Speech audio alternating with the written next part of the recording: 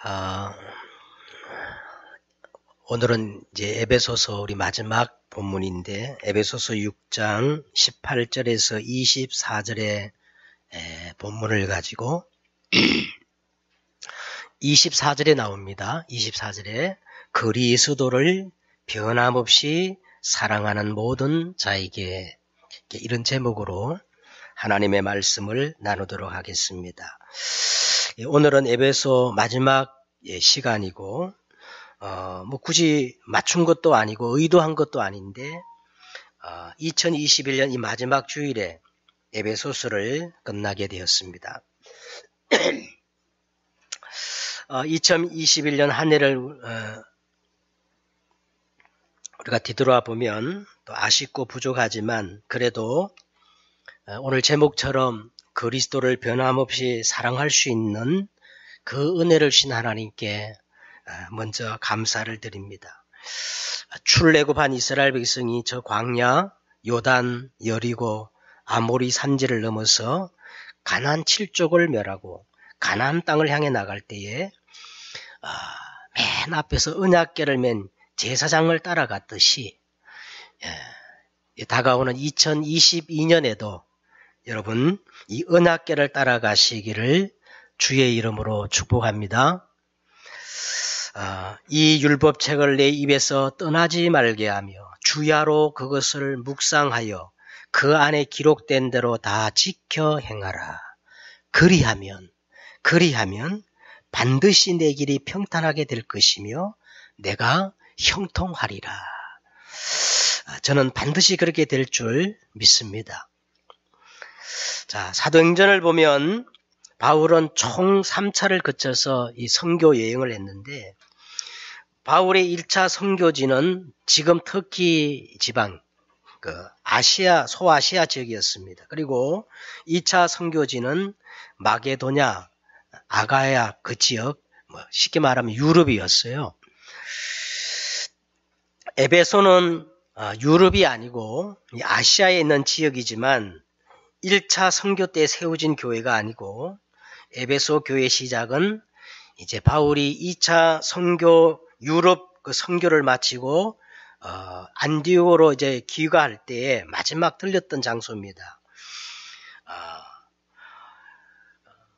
그리고 바울의 3차 선교의 본거지 역할을 했던 교회가 바로 이 에베소 교회인데 바울이 2차 선교를 마치고 안디오로 돌아가면서 처음 이 에베소에 왔을 때 해당에 들어가 복음의 말씀을 전하는데 여러 사람이 이 바울의 복음의 말씀을 듣고 은혜 받고 더 오래 있기를 간청하였지만 이때 바울은 허락지 않고 만일 하나님의 뜻이면 반드시 내가 너에게로 돌아오리라 하고 대신에 이 고린도에서 만났던 브리스가와 아굴로 부부를 에베소에 남겨두고 그리고 파송했던 안디옥교로 이제 귀환함으로써 바울의 2차 선교 여행이 이제 마감이 됩니다.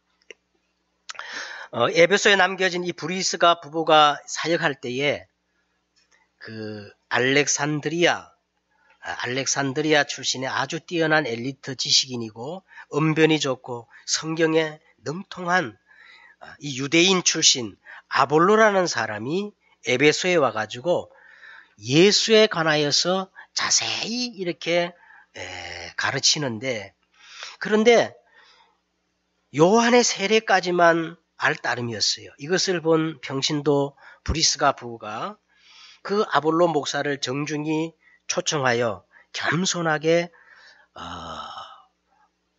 바울이 전한 그 복음의 말씀을 더 정확하게 풀어 설명을 합니다. 이때 이 아볼로 쉽게 말하면 목회자지요. 아볼로 목사가 가슴이 뜨거워져 가지고요.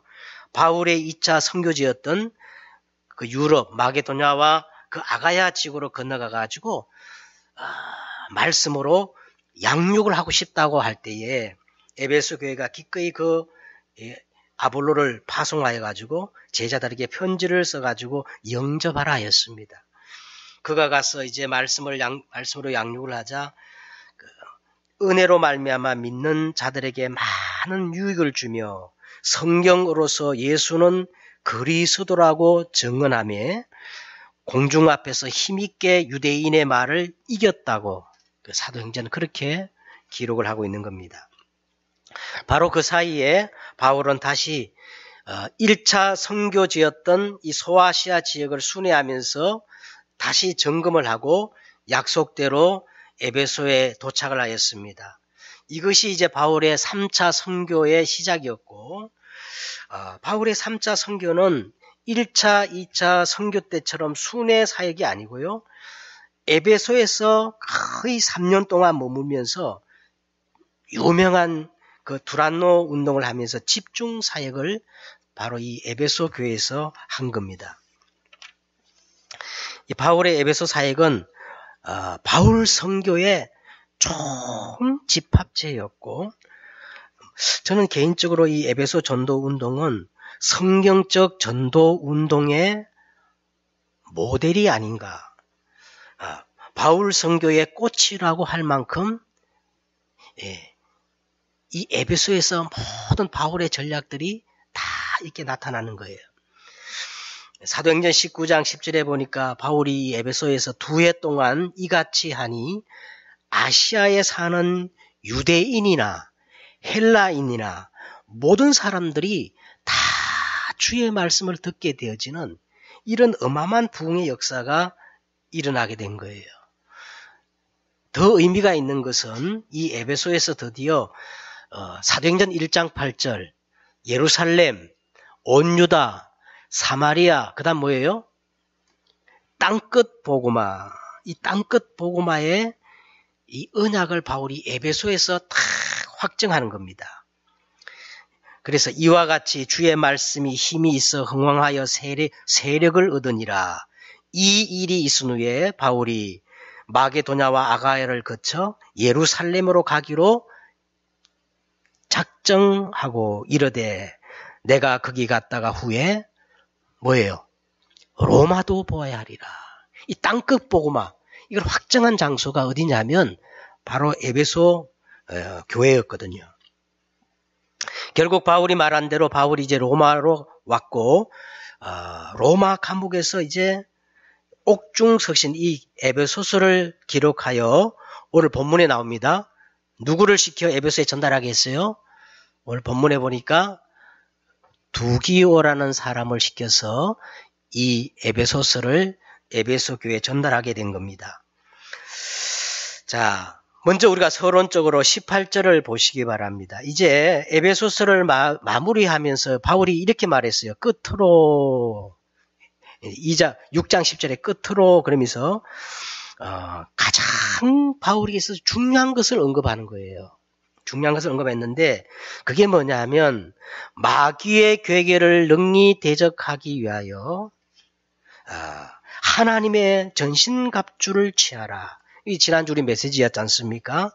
그렇게 말한 뒤에 사도는 이 하나님의 전신갑주보다 더 중요한 것이 있다는 겁니다.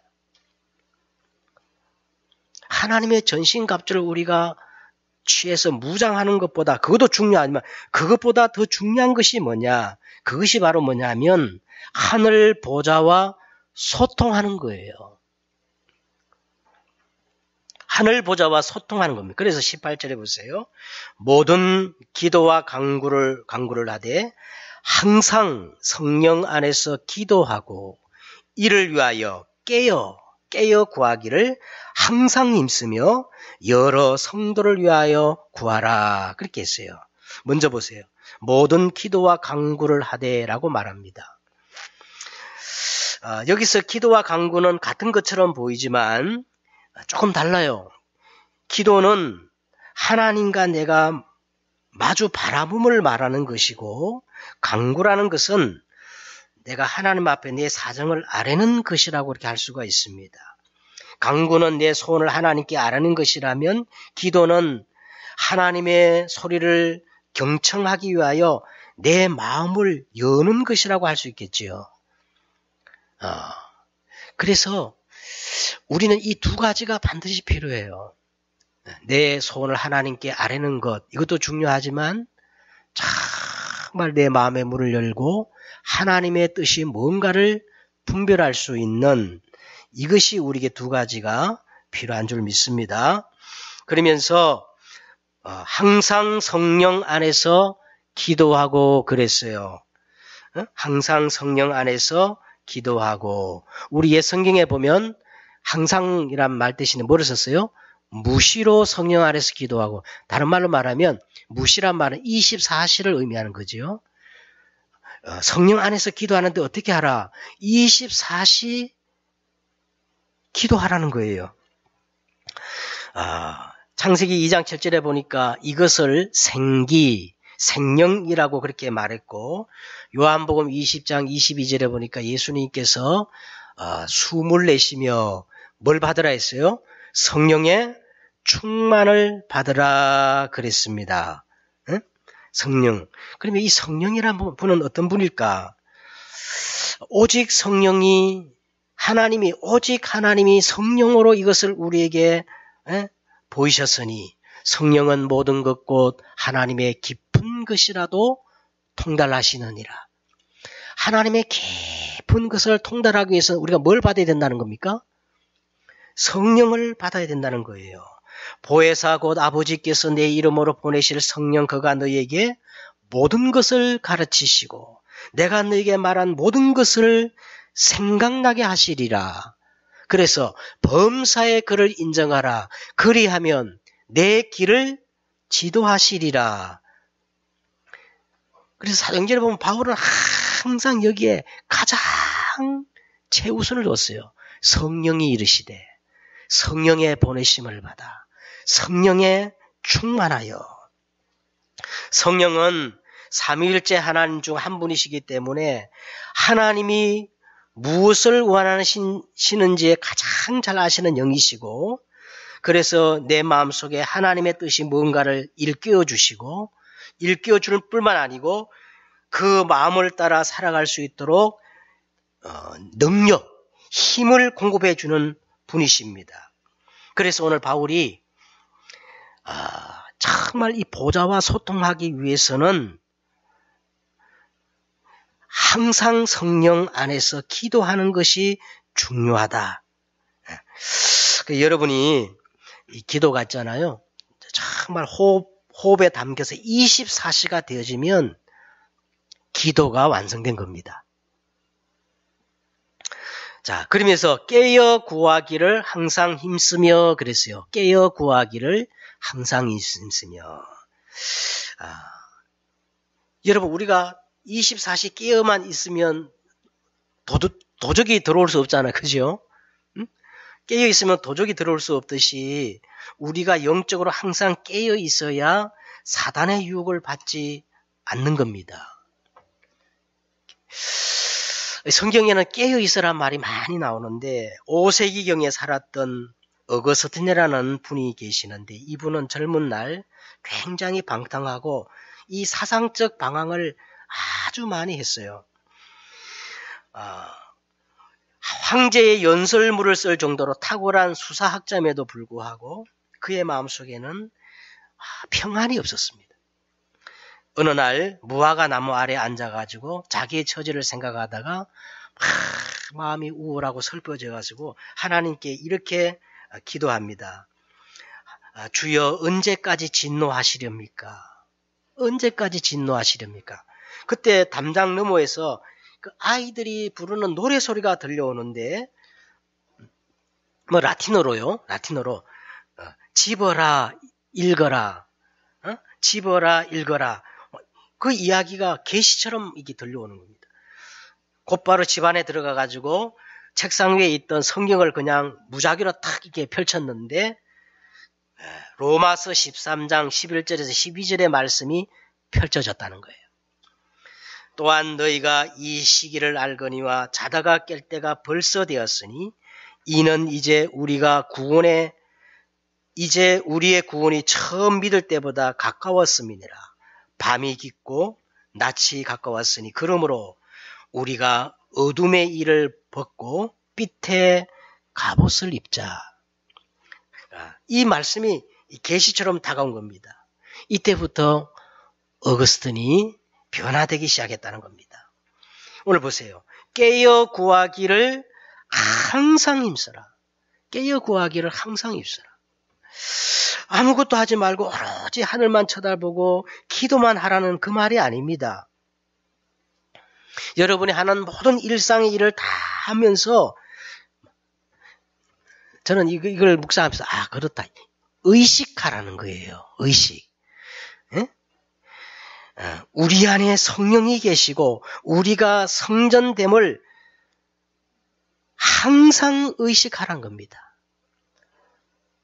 여러분, 우리가 이 의식하지 않을 때 사단에게 틈을 내어주고, 그리고 균열이 생겨서 사단이 머리를 들게 되고, 사단이 막 수작을 부리고, 틈이 생겨 비집고 도는 거예요.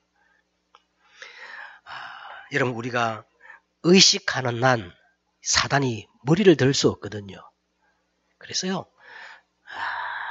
이제 2022년 더 강조할 겁니다. 24 현장의 응답. 주제가 그렇거든요. 응? 24 현장의 응답이란 말은 24 우리가 의식하라는 거예요. 의식. 그래서 오늘 바울은 깨어 구하기를 항상 힘써라. 그렇게 말씀하고 있는 겁니다. 그 다음에 여러 성도를 위하여 구하라 그랬어요. 여러 성도를 위해서 구하라. 여러 성도란 말은요, 이 교회를 의미하는 겁니다. 교회. 교회는 보이는 건물이 아니라 에클레시아, 구원받은 여러 성도들의 예배 공동체를 의미하거든요. 이 예배 공동체가 왜 중요하냐? 이것이 합력하여 하나님의 선을 이루는, 다시 말하면 임마누엘을 누리는 확실한 방법이기 때문에 그래요. 성경을 자세히 보세요. 임마누엘의 정확한 의미가 뭐냐? 하나님이 나와 함께 하시는 게 아니에요.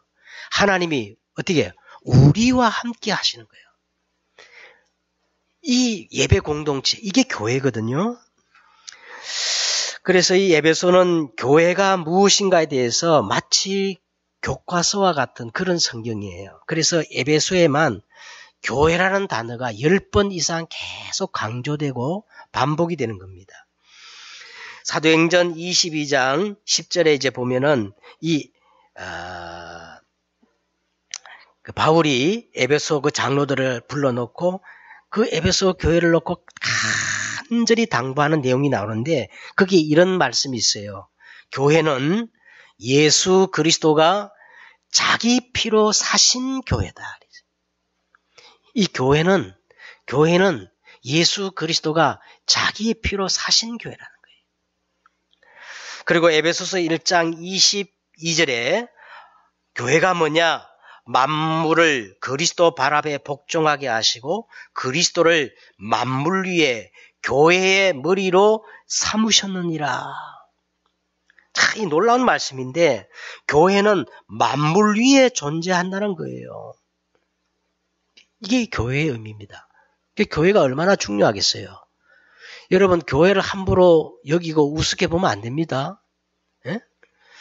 그리고 에베소서 3장 10절에 이제 교회로 말미암아, 자 주목해 보세요. 이제 교회로 말미암아 하늘에 있는 통치자들과 권세자들과 이 세상 어둠의 주관자들과 하늘의 악한 영, 예? 이들에게 하나님의 각종 지혜를 알게 하려 하심이니라. 다시 말하면 지금 온 세상을 주관하고 있는 이 흑암을 꺾을 수 있는 유일한 통로가 교회라는 거예요. 네? 엄청나지 않아요? 그리고 3장 21절에 보니까 교회 안에서와 그리스도 예수 안에서 영광이 되도록 무궁하기를 원하노라. 아멘. 자, 일반적으로 그리스도가 먼저 나오고 그 다음에 교회가 언급돼야 이게 성경의 정상이잖아요. 그런데 이 에베소서에는요, 그리스도보다 교회가 먼저 강조돼. 교회 안에서와 그리스도 예수 안에서 그리스도보다 이 교회가 먼저 언급되면서 영광이 대대로 영광무궁한 영혼으로 이어지는 축복이 교회로부터 시작된다는 겁니다. 그러므로 그리스도를 변함없이 사랑하는 모든 사람들이 가장 먼저 돼야 될 것이 뭐예요? 올바른 기도와 간구, 이걸 회복해서 하나님 보좌와 소통되는 것, 이게 가장 먼저 선행돼야 할 줄 믿습니다. 자, 그러면서 이제 본문으로 들어갑시다. 본문에 보면 19절, 또 나를 위하여 구할 것은 내게 말씀을 주사 나로 입을 열어, 뭐라 그랬어요? 나로 입을 열어. 뭐를 담대히 알게 하옵소서? 뭐를 담대히 알리게 하옵소서? 복음의 비밀. 저는 막 이 말씀에 막 가슴이 벅차요. 야, 바울이 어떤 이런 표현을 썼을까? 우리는 너무 많이 흔하게 들어서 그냥 그렇지 무감각하지만 바울에게 있어서 이 복음의 비밀은 남다르거든요. 여보세요. 사도가 지금 있는 곳이 어디예요? 사도 바울이 지금 있는 곳이 어디입니까? 언제 죽을지 모르는 로마의 지하 감옥입니다. 자, 그러면 이런 상황에서 여러분 기도 부탁할 때 어떻게 부탁하겠어요? 여러분 같으면 빨리 빨리 감옥에서 석방되어 가지고 너희를 빨리 보기를 원하니까 이걸 위해 기도해 달라고 하지 않겠습니까? 근데 사도 바울은 그렇게 기도하지 않고 내게 말씀을 주사 나로 하여금 복음의 비밀을 담대히 알리게 하옵소서, 그렇게 기도해 달라는 거예요. 복음의 비밀. 그래서 제가 여러분께 부탁합니다. 여러분이 나를 위해서 기도해 줄 것이 있는데 이 기도를 많이 해주시길 바랍니다. 하나님, 우리 이진호 목사님을 통해서 말씀을 주사 입을 벌려. 그냥 말씀이 아니고 어떤 말씀? 복음의 비밀을 담대히 알리게 하옵소서. 아멘. 이 기도를 하셔야 돼. 자, 이 바울이 쓴 이 복음의 비밀. 여러분 보세요. 예수님께서 가이사라 빌립보 지방에서 예수님을 믿겠다고 따라오는 그 수많은 사람들에게 질문했어요. 사람들의 인자를 누구라 하느냐. 그런데 복음의 비밀을 몰라요. 다 틀리게 말하는 겁니다. 그래서 제자들에게 물었습니다. 너희는 나를 누구라 하느냐. 3년 반 동안 예수님을 따라다닌 제자들도 정확히 대답을 못하는 거예요. 이 보세요. 바울이 얼마나 이 에베소를 통해서 복음의 비밀을 전달하고 싶었는지를 에베소 본문을 통해서 우리가 보면 알 수가 있습니다. 바울 보세요. 에베소 첫 부분에 펴자마자 인사가 끝나자마자 바울은 이렇게 시작합니다. 찬송하리로다. 하나님 곧 우리 주 예수 그리스도의 아버지 하나님께서 그리스도 예수 안에서 하늘에 속한 모든 신령한 복을 우리에게 주시려고 창세전에 우리를 그리스도 안에서 택정하셨다. 여러분, 이게 이해됩니까?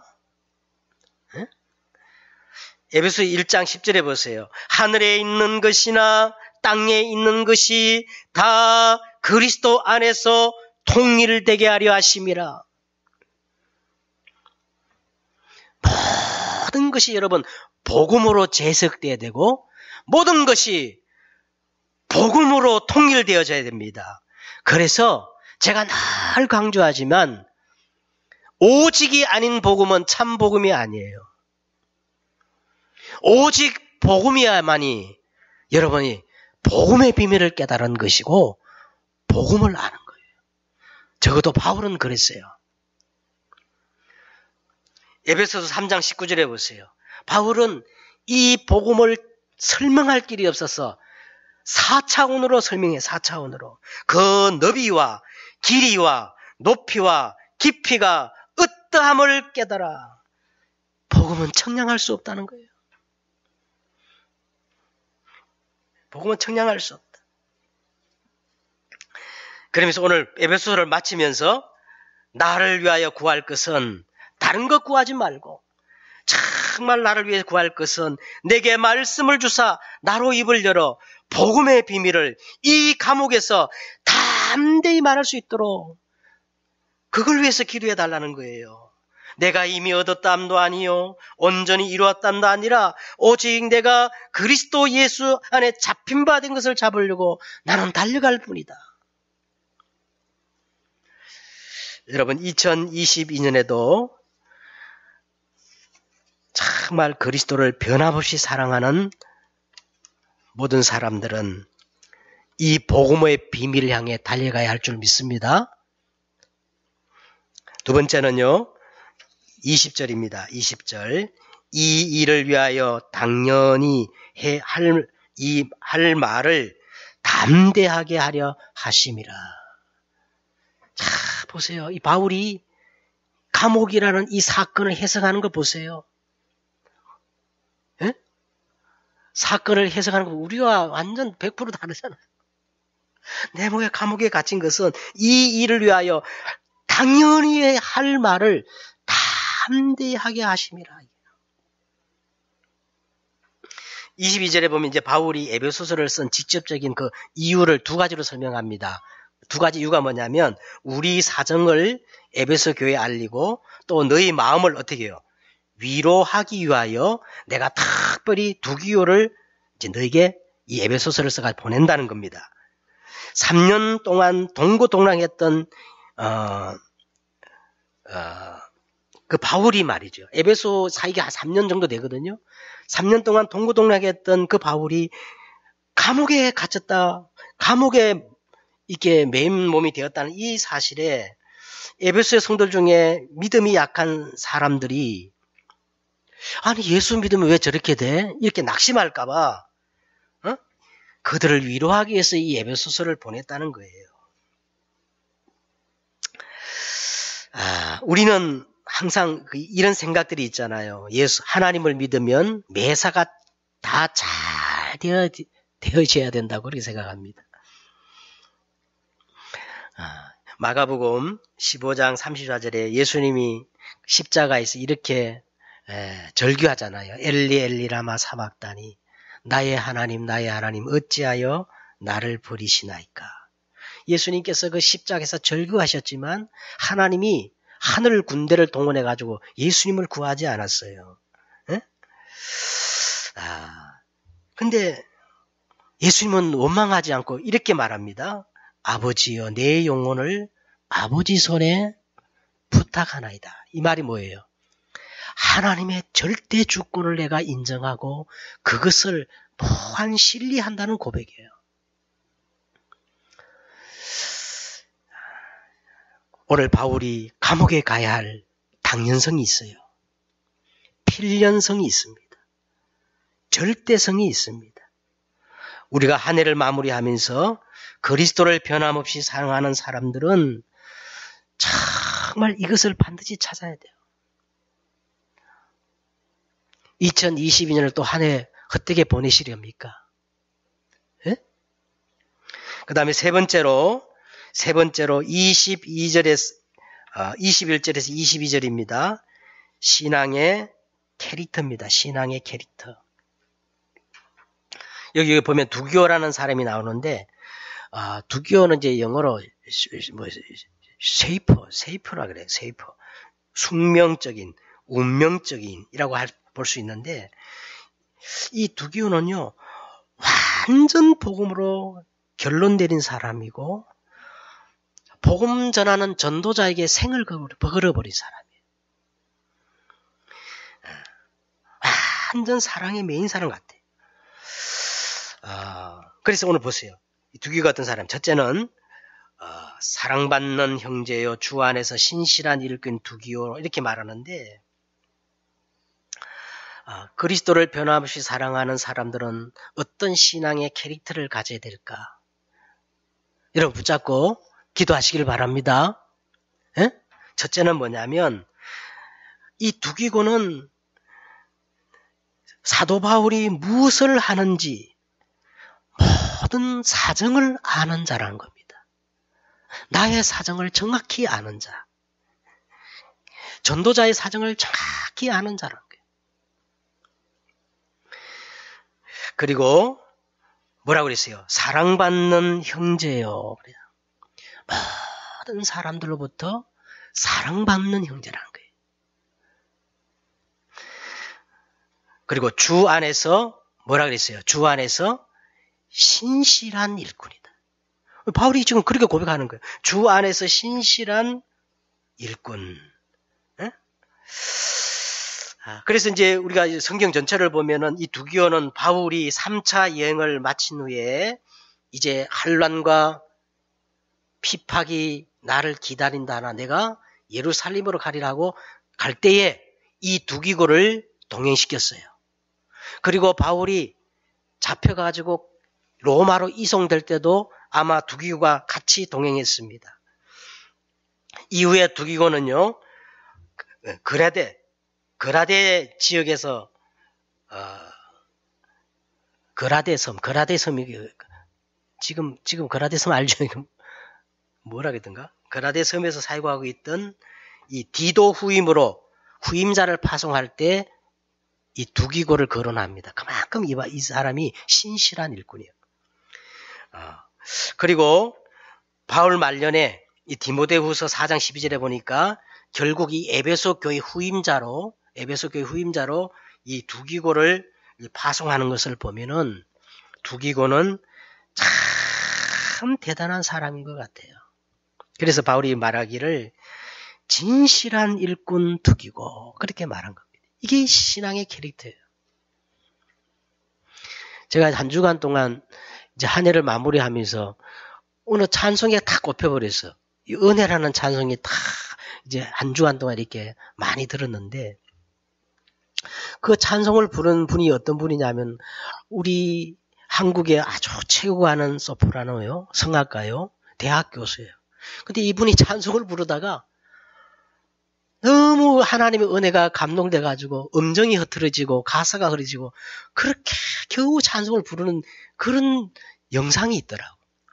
근데 제가 있잖아요.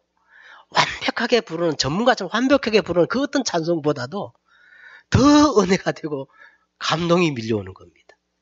그래서 이분이 신앙 간증을 하기를 그래요. 자기가 지금 대학 교수고 이 공연은 부업이라는 거예요. 그래서 자기의 본업이 뭐냐? 본분이 뭐냐? 찬양이랍니다. 그래서 어디든지 찬양을 불러달라 그러면 어디든지 간다는 거예요. 제가 그분을 보면서 이 두기고가 생각난 겁니다. 야, 참 진실된 일꾼 아닌가. 자, 네 번째는 어떻게 말합니까? 또 너희 마음을 위로하기 위하여. 두기고는 위로자라는 겁니다. 위로자. 내 사정을 아는 자, 사랑받는 형제, 진실한 일꾼, 위로자. 이것이 그리스도를 변함없이 사랑하는 모든 이들이 가져야 할 신앙의 뭐다? 캐릭터다.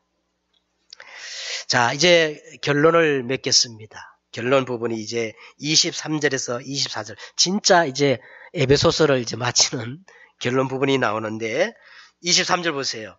아버지 하나님과 주 예수 그리스도로부터 평강과 뭐를 겸한 사랑?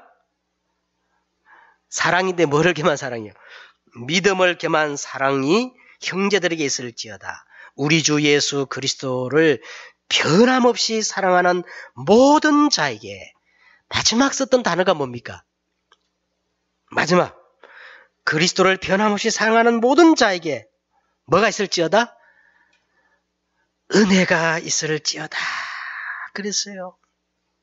여러분 확인해 보시기 바랍니다. 바울 서신에 나오는 가장 공통적인 단어가 있는데 뭐냐면 은혜와 평강이라는 단어를 바울은 어김없이 모든 서신지에 그렇게 씁니다. 에베소를 시작하면서요.